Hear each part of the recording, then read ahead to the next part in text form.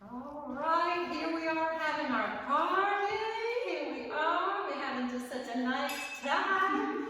First of all, we just want to spill the beans. Let's show our shoes. I got my bedroom shoes. You got your dance shoes. We are all nice and relaxed, even though we decked out on top here. We just started talking and thinking about this past year. Yeah. I mean, there was so many good things to share with you. Where do we start?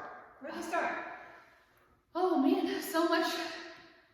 I think the biggest thing that sticks out in my head is the beginning of the pandemic and kind of just scrambling to get everything online so we can keep our dancers dancing. Yep. Yeah.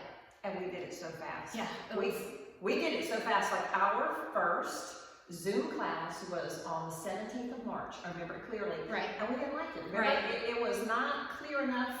Yeah. Not good enough for us. Yeah. I was like, the audio's not good, the video's not clear enough, so we then used our Kajabi system with the webinar system. Mm-hmm. And so we started immediately, so that was March 18th. Yeah. We started with that. Anyway, we jumped in. And Dance Magazine included us in their list of online classes. Yeah. That really got the word out. We got a lot of new people visit us from all over the country, and we had 1,700 sign-ins to our classes. It was amazing. We were so excited every day. We were like, oh my gosh, we're going to be Yeah, it's awesome. Yeah, it was really good. And so that was really fun, and we choreographed a lot. Yeah. We choreographed differently. Normally I choreograph alone, but we were choreographing quickly and we spent a lot of time together. Mm-hmm. So you were helping me with a lot of it. Yeah. And it was fun. I think at the beginning of the year we were doing Velvet Heartstrings. That's right. I think we filmed Velvet Heartstrings at the beginning of the year. Mm-hmm. And then the next one, what was the next one we did? Resilience? I think so. It seems like there was one before that. Yeah. I don't know. And then after Resilience, Second Chances, and then Waves, and then the latest one, Storms and Such. Yeah. I haven't even told you guys about Storms and Such, but we've been having so much fun with it. So just let us perfect it, and then we're going to bring it to you. Yeah, so good. So that was good. The other thing is really, I guess it was about July when we knew we could go back into the dance studio. Right. And yet we had met all these folks across the country who were not in the Raleigh-Durham area, and we still wanted to dance with them, and so we said, we're going to figure out how to do this Zoom thing. Yep. You did awesome. Thanks. It was a lot What of do you work. remember about it? Oh, there was so much involved trying to figure out which webcam do you need to use so you have good video quality, how do we do the sound, because Zoom is configured so that it blocks out all other sound except for a voice. Mm-hmm. But for our classes, you need the music and the voice, so figuring out how to split those two. And yeah, I had to wear the lapel mic, plus we had a Yeti mic, and you figured it out in the, what's that thing called, equalizer? Yeah. I think it's called equalizer. Where you could turn up one of the volumes independent of the other volume and set it perfectly. Yeah.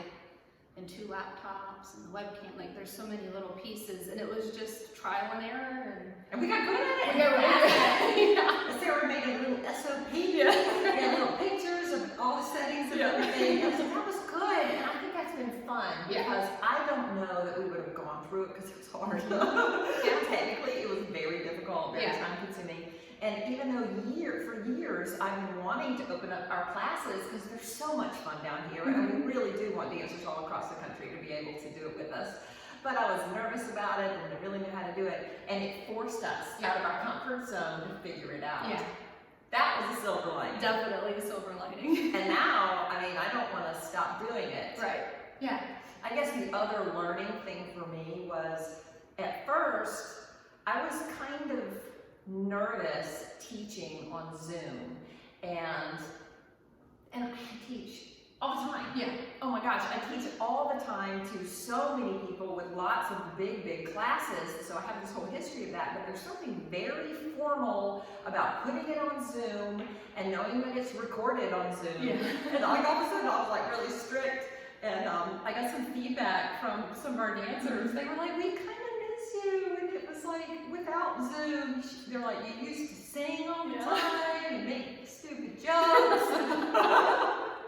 And so I just finally said, I need to just be myself and not be so scripted and trying to do it so perfectly. Right. And I tried to loosen up a little bit. Yeah. And you have. Yeah, good. And for you, of course, you've been teaching with me for years, but for you to be on Zoom as well, remember your experience? Yeah, I felt the same way. It was a little nerve-wracking at first, because you feel like you have to be perfect. Because everybody's watching, you don't want to mess it up. But I was there during those conversations when everybody was giving the feedback. Yes. I took it in too. Good, yeah. Just relax. It's okay. Yeah. So it was so good. And we found new dancers. That was awesome. Yep. I loved that.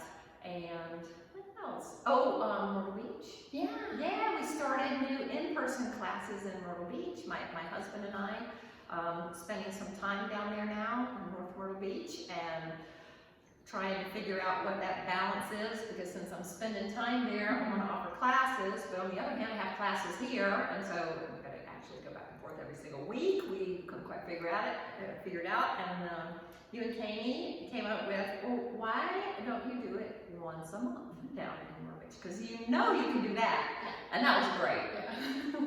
And so you guys can come down there. And we can come too. Yeah, we come too. A big party down there. We have a big time.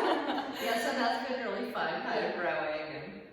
And I think our newest venture here is now moving to where we are going back to where we had a free daily class.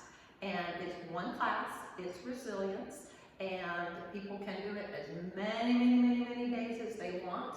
And it does take a while to learn master class and feel really confident about it, so you can really get the full benefit. So they can do it as often and as much as they want. But then there's a point where they go, okay, I'm ready for another one. And we have 30 some, we're getting up to like 34, 35 1-hour master classes, all named. And so once folks are kind of tired of that, then they can do a new master class. They can just join us either for our other live classes, the paid live classes, or they can join our DDW virtual retreat. So we'll see how that goes. We'll see if we continue to grow. I hope the word keeps getting out. Oh, we forgot the dance magazine, dance media thing. That happened. That was a lot of fun. Oh my gosh, that was so much fun. I loved how we prepared for it too. You talking about nervous? I was just thinking about it. I was like, I'm so nervous. And we had our Zoom quite ready then, and so that's what really forced us to get Zoom it did.